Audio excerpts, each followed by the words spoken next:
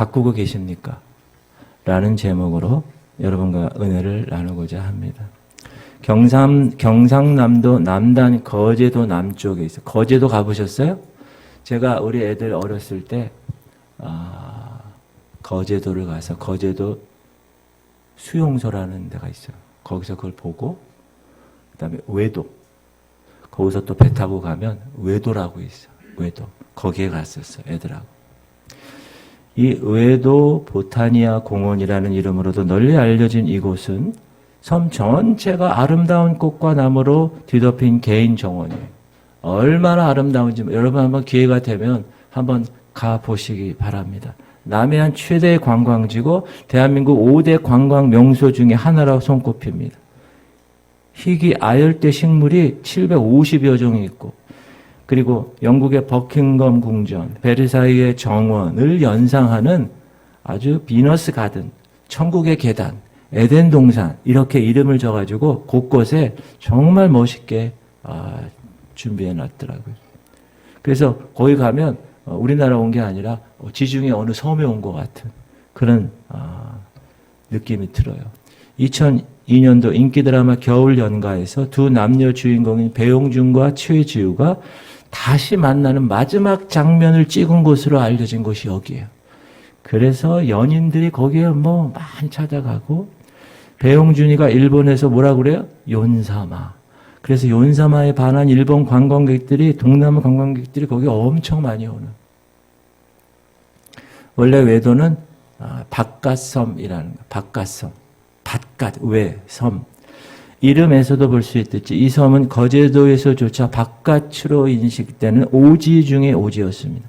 근데 이 섬이 어떻게 불가능한 낙원, 땅 위의 천국으로 불리고 한국 사람들이 가장 가보고 싶은 관광 명소가 되었을까? 그건 바로 이 섬의 주인인 최호숙, 이창후 부부가 바친 30년 열정과 땀이 만들어낸 기적입니다.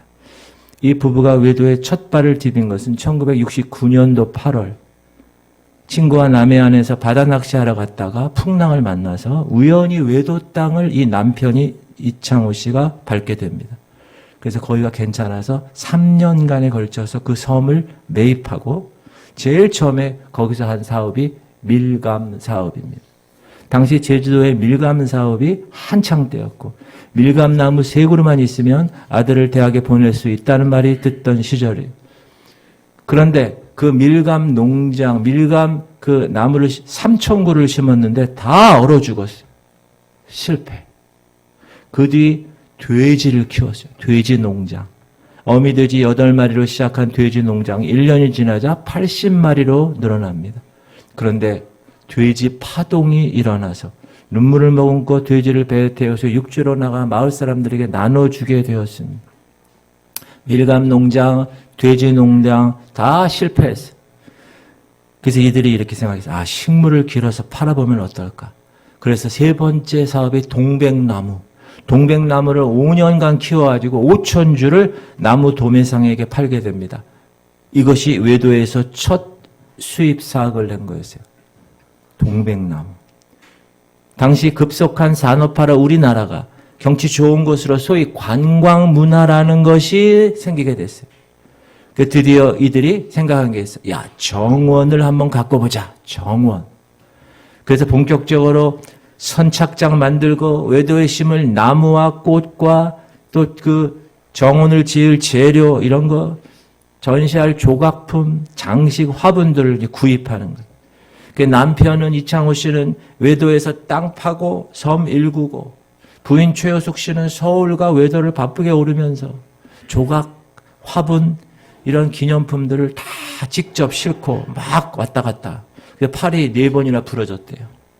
1995년 4월 드디어 외도 해상농원, 외도 보타니아 농원이 문을 열게 되었습니다. 외도에 온 지 30년 만에 거둔 결실입니다.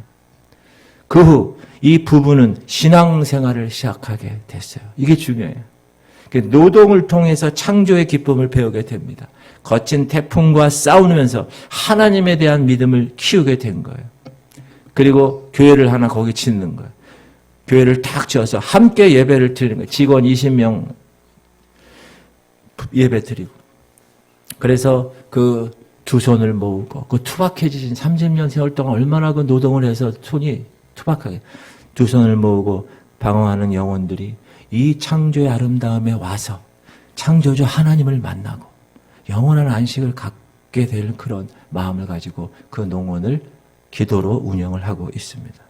척박한 땅, 아무도 오지 않았던 땅, 전기도 전화도 없고 아무도 관심 가져주지 않았던 땅. 그러나 그 땅이 지금 매년 수백만 관광객이 오고 가고 모든 사람들이 보고 싶어하는 멋지고 아름다운 땅이 되었습니다. 사랑하는 성도님들, 이 외도가 왜 이렇게 변화됐을까요? 어떻게 변화되었을까요? 30년간 힘들고 어려웠지만 좌절이 있었고 밀감나무, 돼지 다 실패가 있었지만 포기하지 않고 그 섬을 가꾸었던 이창호, 최호숙 부부 때문이었습니다. 신앙생활도 마찬가지, 영적 생활도 마찬가지. 우리가 우리의 영적 삶을 어떻게 가꾸느냐에 따라서 여러분의 모습, 저와 여러분의 모습은 변할 것입니다. 우리의 영적인 정원의 모습은 바뀌게 될 것입니다. 오늘 저는 여러분과 함께 하나님께서 허락하신 우리들의 영적 삶의 정원을 어떻게 가꾸어야 하는지 오늘 본문을 통해서 한번 살펴보고자 합니다. 첫 번째는 성령 충만해야 된다는 것.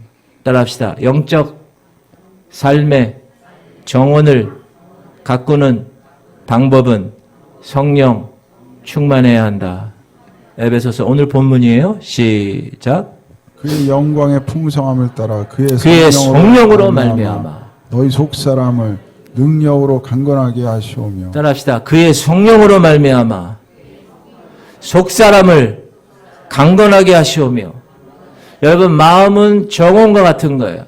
거기에 잡초도 나고 좋은 곡식도 납니다. 근데 이상한 건 여러분, 잡초 보세요. 심지 않아도 언제 생겨. 그리고 가꾸지도 않아도 잘 자라.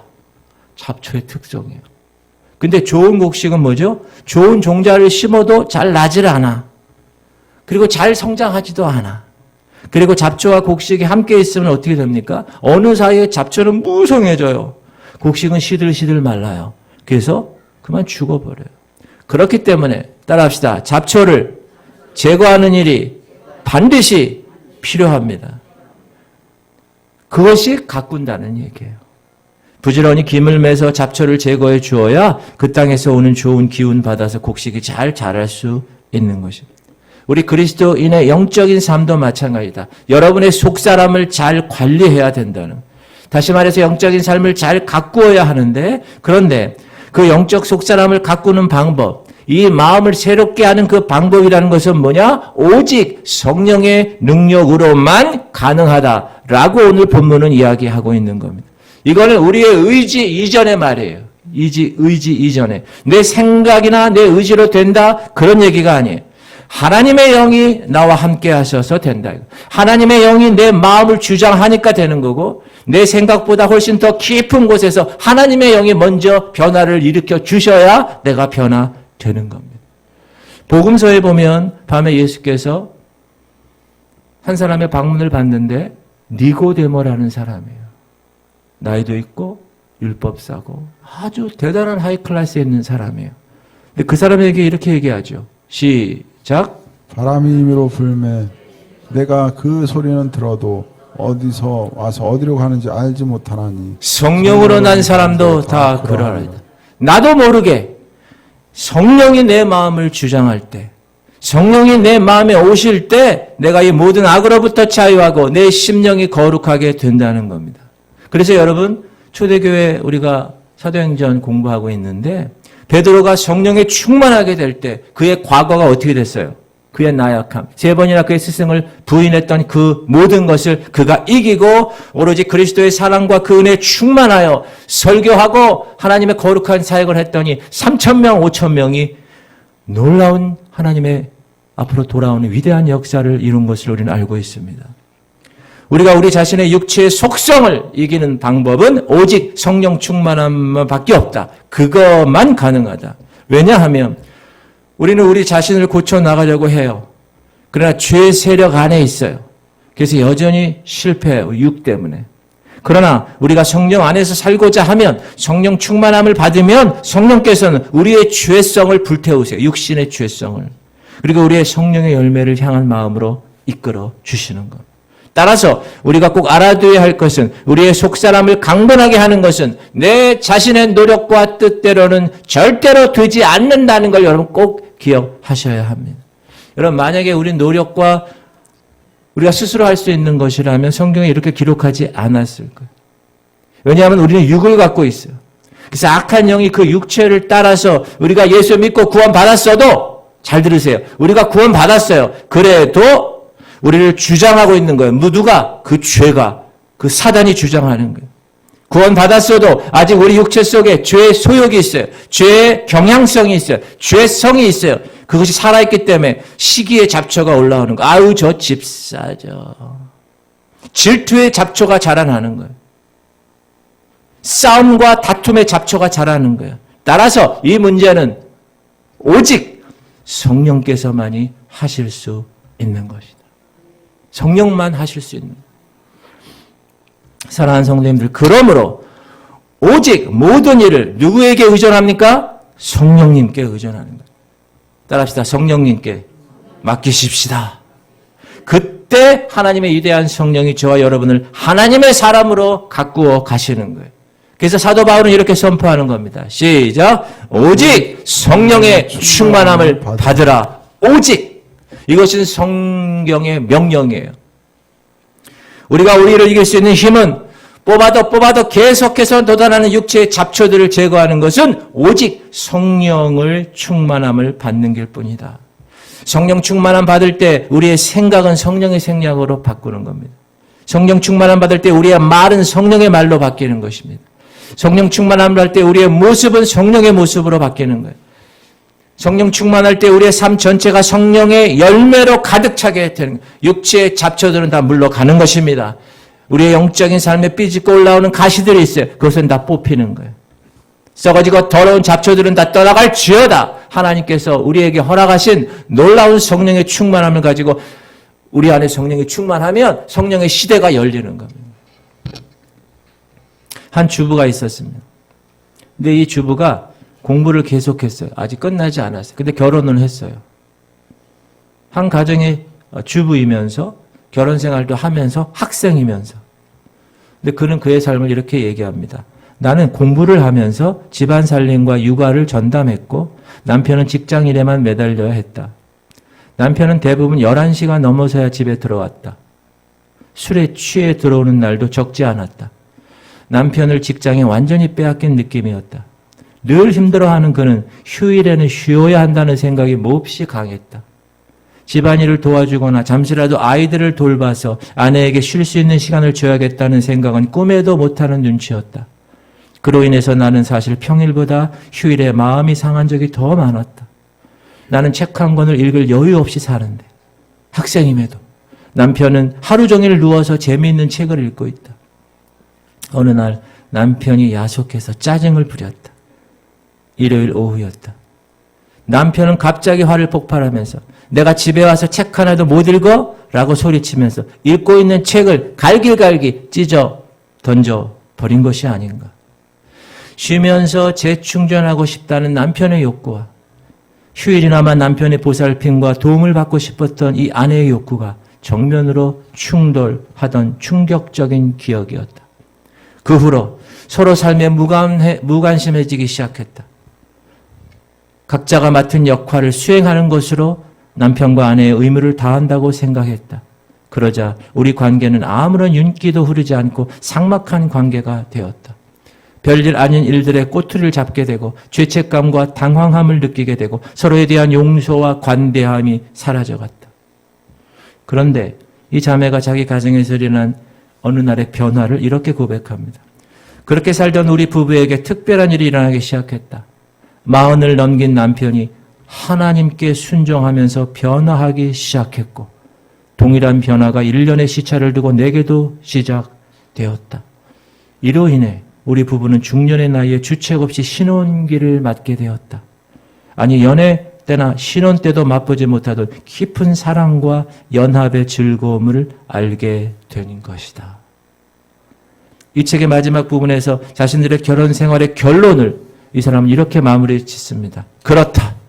기도하지 않고 성령 충만하지 않고 어떻게 내가 먼저 섬기고 어떻게 내가 먼저 용서하고 어떻게 내가 먼저 사랑한다고 말할 수 있을까? 맨정신으로는 도저히 그렇게 못한다.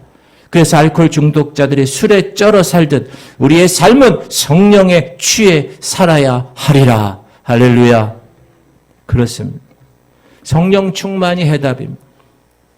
성령 충만이 희망입니다. 성령 충만이 비전입니다. 성령 충만이 행복입니다. 사랑하는 성도님들, 성령 하나님으로 여러분의 인생의 주인이 되게 하십시오. 참으로 그 분의 통치, 성령의 지배를 사모하십시오. 그리고 성령이 다스리는 삶에서 주께서 원하시는 영적 삶을 만들어 가시는 여러분 되기를 주의 이름으로 축원합니다. 그런데 꼭 생각할 게 있어요. 성령 충만은 순식간에 되는 게 아니에요. 성령 세례는 단번에 받습니다. 그러나 그 성령 세례를 받은 후에 내가 그 성령을 계속 충만하게 유지하는 것은 한순간에 되는 게 아니에요. 그 척박한 외도라는 섬을 남해안 최대의 관광지로 만든 것은 하루아침에 이루어진 것이 아닙니다. 30년 동안, 아직 지금도 계속해서 그 외도를 관리하는 그들의 노력이 있었고 그들의 애씀이 있었기 때문에 그렇습니다. 열매를 많이 맺기 위해서는 어떤 법칙이에요? 심고 거둠의 법칙이 있어요. 마찬가지로 영적인 열매를 많이 맺기 위해서도 어떻게 해요? 심고 거둠의 법칙. 이건 내가 하는 거예요. 내 영역이에요. 성령 충만함을 간절히 구하시고 하나님 말씀을 제대로 들으시고 예배에 계속 참석하시고 받은 것을 믿고 그 말씀대로 실천하며 주의 뜻대로 살아가는 삶. 그 삶이 여러분의 영적인 정원을 가꾸는 방법입니다.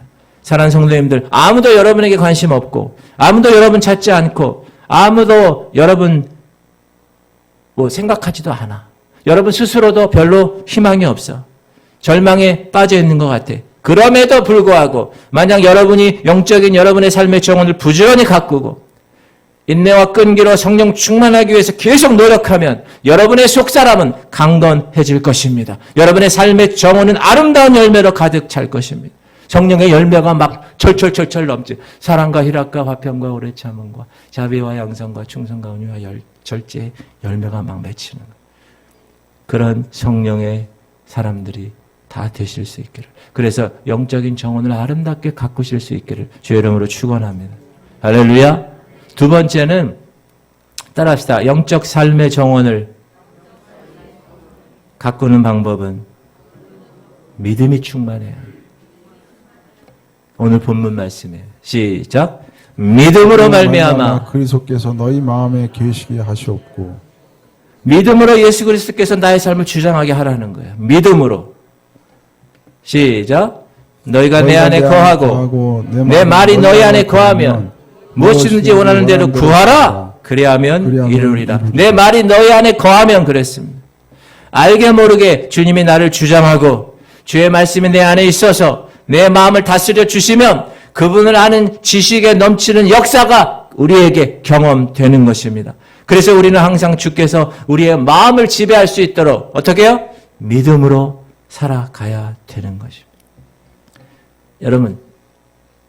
여러분 그리스도인입니까? 크리스찬이세요? 크리스찬이라는 뜻이 뭔지 아세요?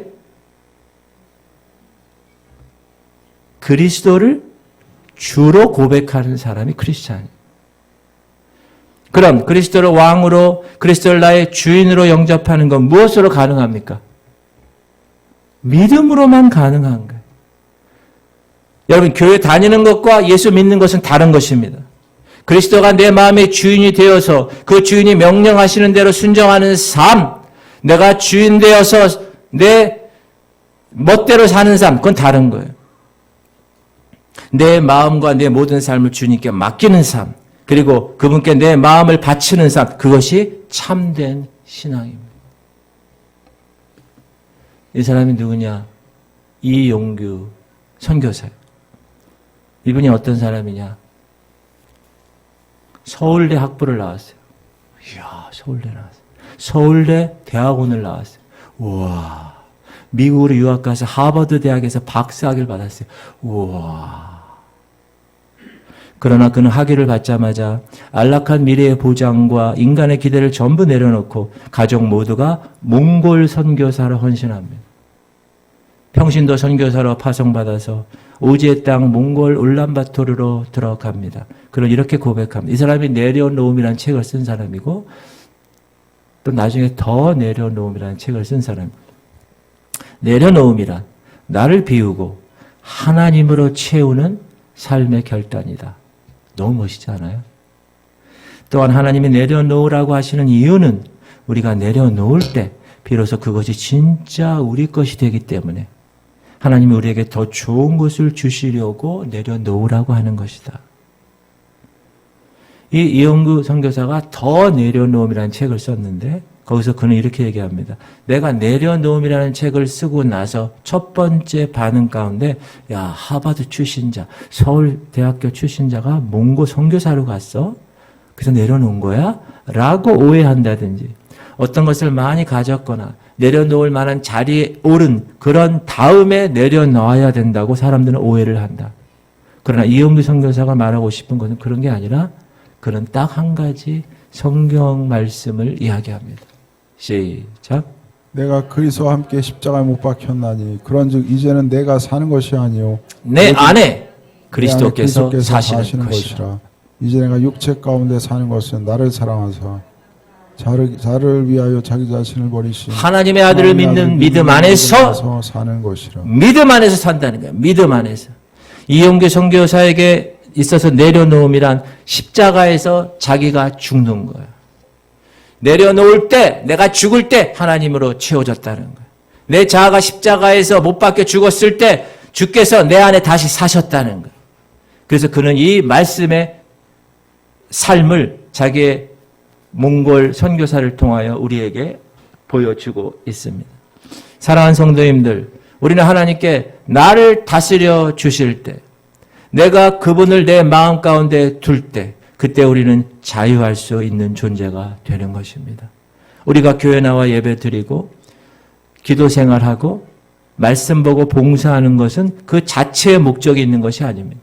예수 그리스도를 나의 삶의 주인으로 모시고 내가 그 하나님의 말씀대로 뜻대로 살아가는 데 목적을 두는 것입니다. 그래서 예수님이 뭐라 그러셨어요? 아버지께 예배하는 자는 영과 진리로 예배한다. 그리고 영과 진리로 예배하는 자를 찾는다고 그랬어요. 이 말은 뭐냐? 주일날 교회 나와서 예배드리는 사람을 찾으신다는 뜻이 아닙니다. 정말 마음과 정성을 다해서 그리스도 그분의 나를 위한 그 희생의 십자가 사건을 생각하며 하나님 아버지를 나의 주인으로 생각하고 그 말씀에 순종하며 순복하는 자를 찾으신다는 그런 뜻입니다. 이런 말이 있죠. 사람은 사랑할 대상이지 믿을 대상이 아니다. 맞아요. 인간은 믿을 수가 없어요. 하나님만이 믿음의 대상입니다. 때로 하나님은 저와 여러분에게 이 진리를 깨우치시기 위해서 어떻게 해요? 우리가 붙들고 있는 그 믿음의 근거를, 그 인간을 의지하는 믿음의 근거를 다 흔들어 놓으실 때가 있어요. 어떤 경우죠? 믿었던 사람이 배신해요. 믿었던 은행이 배신해요. 믿었던 회사가 배신합니다. 믿었던 증권, 주식이 배신합니다. 여러분, 그때 우리가 해야 될 일은 뭡니까? 이런 것들을 믿을 게 안 되는구나. 오직 하나님만 믿어야 되겠구나. 라고 생각하는. 사랑하는 성도님들, 저는 여러분 모두가 다 예수 그리스도를 다 삶의 주인으로 모시고 하나님의 뜻에 즐거이 순종하며 그렇게 살아가는 여러분들 되시기를 주의 이름으로 축원합니다. 여러분 삶 가운데 아직 항복하지 않은 부분이 있어요? 여러분의 사업이에요? 여러분의 자녀 교육입니까? 여러분의 친구 관계, 부부 관계, 취미 생활, 여러분의 시간, 여러분의 물질이 있습니까? 그 모든 영역에서 하나님께 항복하는, 하나님께 항복하는 게 뭐죠? 그분을 내 주인으로 인정하는 것. 뭘로? 믿음으로. 시작. 믿음으로 말미암아 그리스도께서 너희 마음에 계시게 하시옵고 우리의 마음이 하나님께 대한 믿음으로 충만하고 그 믿음이 변함이 없으면 하나님은 우리를 반드시 들어 쓰실 것입니다. 하나님의 영광을 이 세상에 드러내시는데 이 교회를 쓰실 것이고 저와 여러분을 쓰실 것입니다. 할렐루야. 그리고 그 영광을 우리에게도 나눠주시는 거예요. 사랑하는 성도님, 믿음이라는 것은 우리와 우리 환경 사이에 하나님을 모시는 것입니다. 믿음이 없는 사람은 할 수 있는 것만 하면 삽니다. 그러나 믿음의 사람은 할 수 없는 것도 하면서 위대한 인생을 살아갈 수 있습니다. 왜요? 내게 능력 주시는 자 안에서 내가 모든 것을 할 수 있느니라 그 믿음으로 그 말씀을 붙들기 때문에 그렇습니다. 사랑하는 성도님들, 영적 삶의 정원을 믿음 충만으로 가꾸시기를 주의 이름으로 축원합니다. 할렐루야. 잠이 오시는 분은 눈을 뜨시기 바랍니다. 세 번째, 영적 삶의 정원을 가꾸는 방법. 따라합시다. 사랑으로 충만해야 합니다. 오늘 본문 시작. 너희가 사랑 가운데서 뿌리가 박히고 터가 굳어져서. 자, 첫 번째, 우리의 속사람이 강건해졌어요. 그렇죠? 그리고 어떤 경우에도 흔들리지 않는 사람이 되었어요. 믿음으로 예수 그리스도를 나의 삶의 주인으로 모셨어요. 그러면 이제 우리가 뿌리 내리고 열매를 맺어야 할 것은 무엇입니까? 결론적으로 하나님께서 우리에게 요구하시는 것이 뭐예요? 사랑이라는 거예요. 사랑. 왜 사랑일까요? 그 이유는 사랑이 없으면 아무것도 아니라고 얘기하기 때문에 사랑이 없으면. 시작. 내가 예언하는 능력이 있어 모든 비밀과 모든 지식을 알고 또 산을 옮길 만한 모든 믿음이 있을지라도 사랑이 없으면 내가 아무것도 아니에요. 사랑이 없으면 아무것도 아닌 거예요. 산을 옮길 만한 믿음이 있어. 대단한 믿음이죠. 저 청량산을 송도바다에 빠뜨리는 대단한 믿음입니다. 그러나 그 믿음 있어도 사랑 없으면 아무것도 아니다. 그래서 사랑 가운데 뿌리가 박혀야 한다. 이렇게 얘기하는 거예요. 이게 무슨 말이에요? 우리의 말과 행동과 일과 모든 계획이 다 어디서부터 출발하는 거다? 사랑으로부터 출발해야 한다. 왜 그렇다고요? 사랑에서부터 출발하지 않은 것은 결과적으로 아무런 유익이 없기 때문에 그렇습니다. 시작. 내가 내게 있는 모든 것으로 구제하고 또 내 몸을 불살에게 내줄지라도 사랑이 없으면 내게 아무 유익이 없느니라. 사랑이 없으면 아무 유익이 없는 거예요. 사랑에서 출발하지 않는 것, 하나님께도 영광이 되지 않는다는 거예요. 그리고 저와 여러분의 영에도 유익이 되지 않는다는. 그러므로 우리가 사랑으로부터 출발해야 한다. 여러분이 세상에서 하시는 일, 사랑으로부터 출발하세요. 여러분 조금 불이익 당해도 사랑으로부터 하는 거예요. 직장과 사업장에서 하는 일, 사랑으로 한번 해보세요.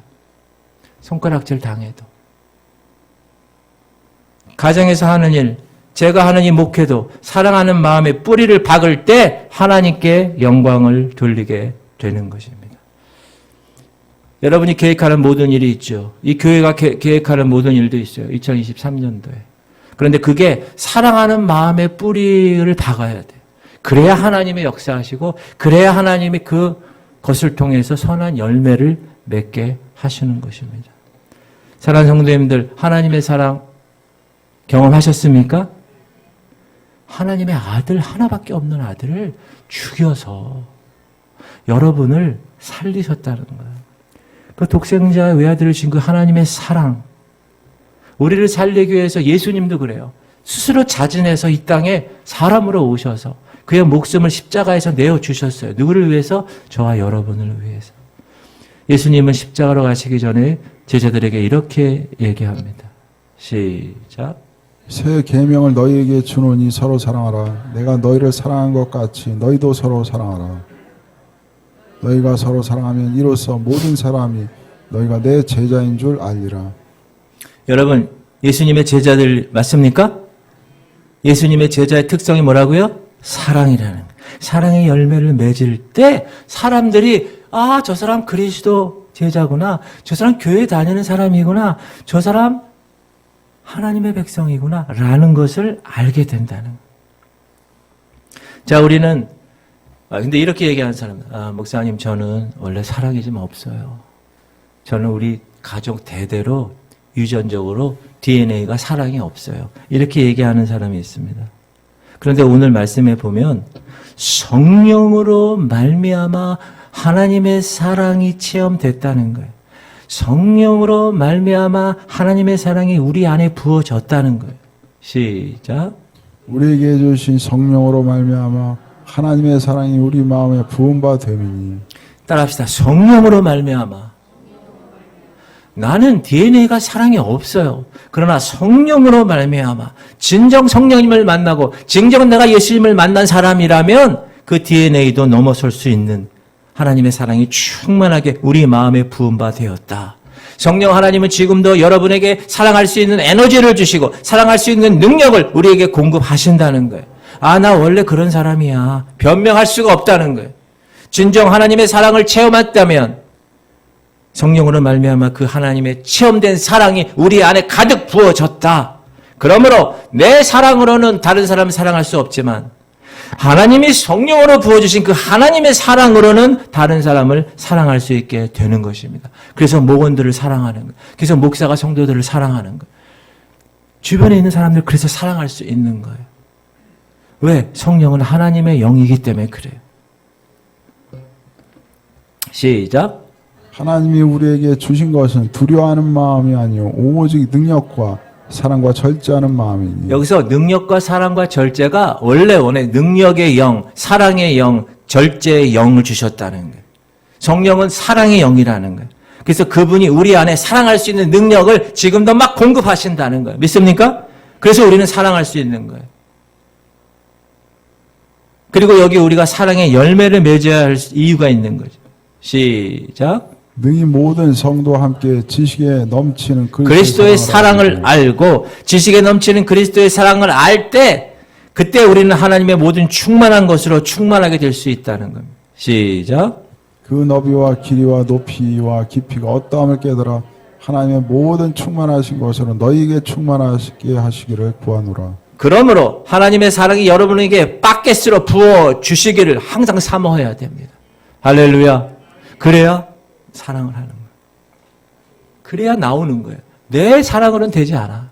그래 하나님의 성령으로 인하여 성령으로 말미암아 하나님의 사랑이 우리에게 부은 바 되었다라는. 이 사람이 누구냐 하면 고든 맥도날드라는 목사님이세요.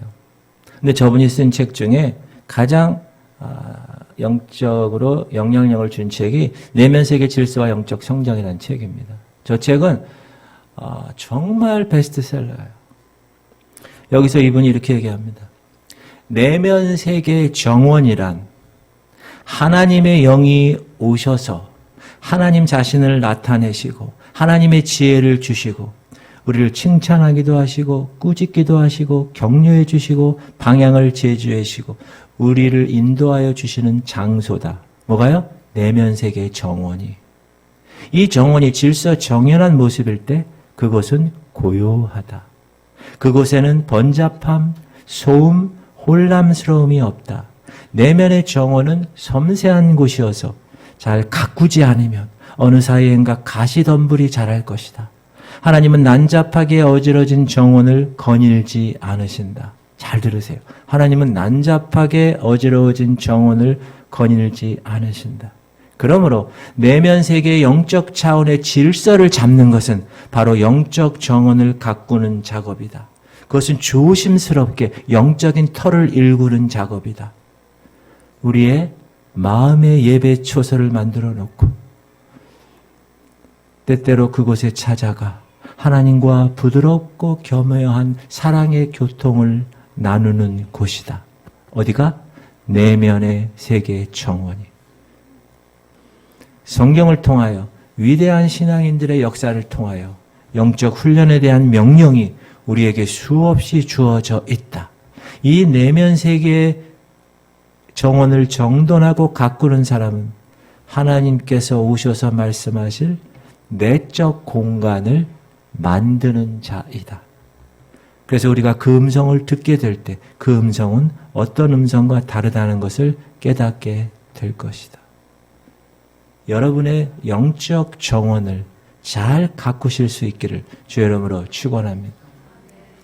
오늘 저는 설교를 외도라는 섬을 소개함으로 시작했습니다. 외도는 1995년 외도 해상농원으로 개장해서 관광객을 받기 시작해서 2000년 전부터 매년 100만 명 이상의 관광객이 외도를 찾았습니다. 2023년도 제가 통계를 봤어요. 홈피 가서. 관광객 2천만 명을 달성하는 쾌거를 세우게 됩니다. 남편 이창호 씨는 돌아가셨어요. 먼저 하늘나라로 보낸 아내 최호숙 씨가 이런 글을 남겼습니다. 님께서는 가파른 외도에 땀을 쏟아 걸음이 되게 하셨고 애정을 심어 아름다운 꽃들이 피어지게 하셨으며 거칠은 숨결을 바람에 섞으시며 풀잎에도 꽃잎에도 기도하셨습니다. 이제 님께서는 침묵 속에 남겨두시고 주님의 품으로 가셨으니 주님의 품에 고이 잠드소서. 님은 내 곁에 오실 수 없어도 내가 그대 곁으로 가는 길만 남았으니 나와 함께 쉬게 될 그날까지, 다시 만날 그날까지 주 안에서 편히 쉬소서. 부인 최효숙 씨의 남편에 대한 뜨거운 사랑이 지금의 외도 보타니아 공원을 만들었고, 이 부부의 외도 섬에 대한 희생의 사랑이 오늘날의 그 아름다움을 만들었습니다. 그리고 그 사랑이 외도를 방문하는 모든 사람들에게 창조주 하나님을 만나게 하는 영원한 추억으로 기억될 것입니다. 사랑하는 성도님들, 제가 여러분에게 묻습니다. 여러분은 여러분의 영적의 삶의 정원을 어떻게 가꾸고 계십니까? 기도하겠습니다.